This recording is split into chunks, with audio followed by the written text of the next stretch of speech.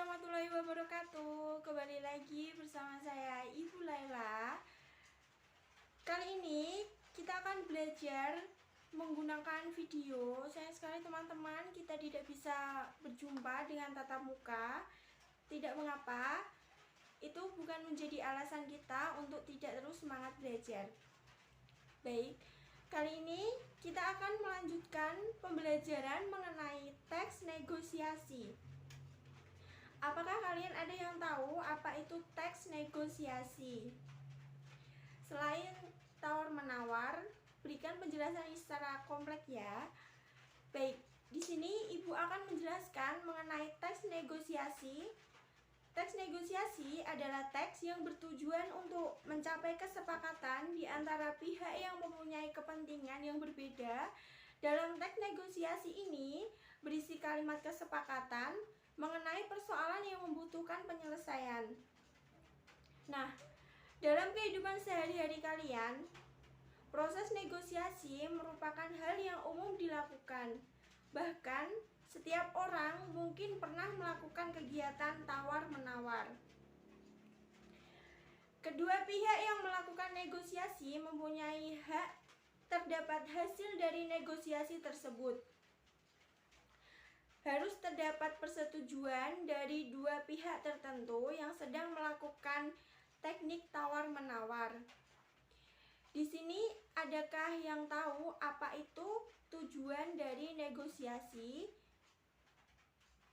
Ibu akan jelaskan. Tujuan negosiasi yang pertama, mencapai kesepakatan yang memiliki persepsi. Yang kedua, mencapai penjelasan atau jalan yang benar. Yang ketiga, mencapai kondisi saling menguntungkan antara dua belah pihak, penjual dengan pembeli. Di sini Ibu akan menjelaskan juga mengenai ciri-ciri negosiasi. Ada 3. Yang pertama, mengarah pada tujuan praktis. Yang kedua, memprioritaskan kepentingan bersama antara penjual dengan pembeli. Yang ketiga, merupakan sarana untuk mencari penyelesaian dalam teknik tawar-menawar tersebut. Selanjutnya ada kaidah kebahasaan dari teks negosiasi. Ada yang tahu apa saja kaidah kebahasaan dari teks negosiasi? Ibu akan jelaskan. Yang pertama ada menggunakan bahasa yang santun.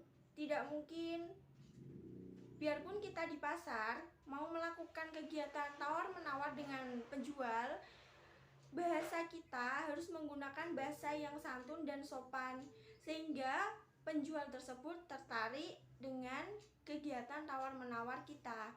Yang kedua, terdapat ungkapan persuasif atau bahasa yang membujuk.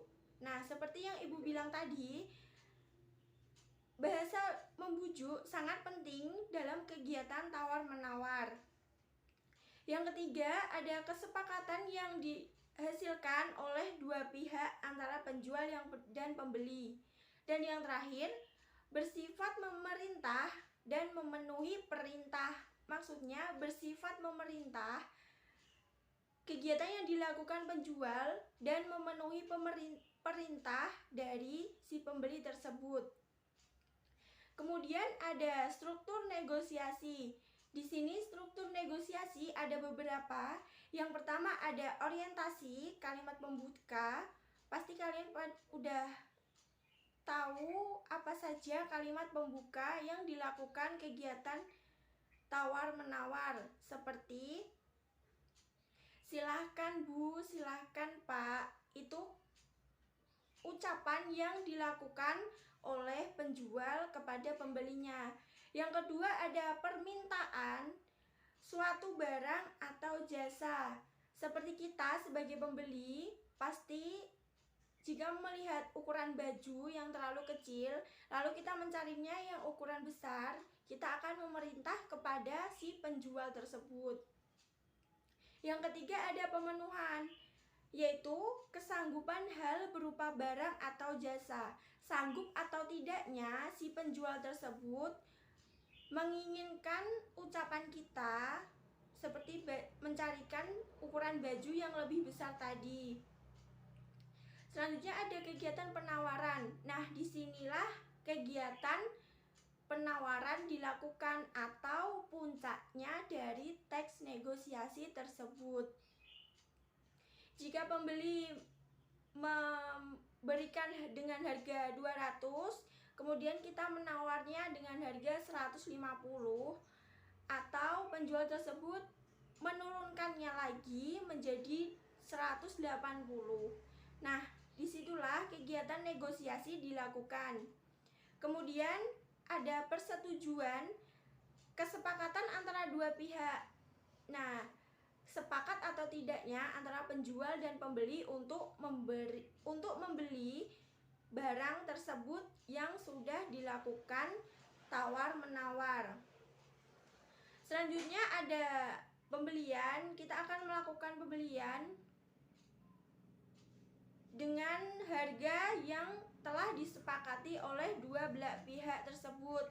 Yang terakhir ada penutup, yakni pembeli harus mengucapkan ucapan terima kasih, kemudian penjualnya atau sebaliknya. Nah, di sini Ibu mempunyai satu contoh yang sudah Ibu analisis. Dari contoh tersebut sudah Ibu tuliskan ada orientasi, permintaan, pemenuhan, penawaran, persetujuan, pembelian, dan penutup. Baik teman-teman, apakah ada yang mau ditanyakan? Silakan yang ingin bertanya untuk menulis di bawah kolom komentar ya. Jangan lupa berikan nama dan kelasnya masing-masing. Oke, sekian dulu pembelajaran kita pada hari ini. Apabila ada yang kurang paham, silakan bertanya. Dan apabila sudah paham, silakan baca materi selanjutnya. Kita akan belajar menggunakan contoh-contoh dari teks negosiasi yang lainnya. Sekian pembelajaran yang Ibu berikan. Apabila ada salah kata, mohon maaf. Wassalamualaikum warahmatullahi wabarakatuh.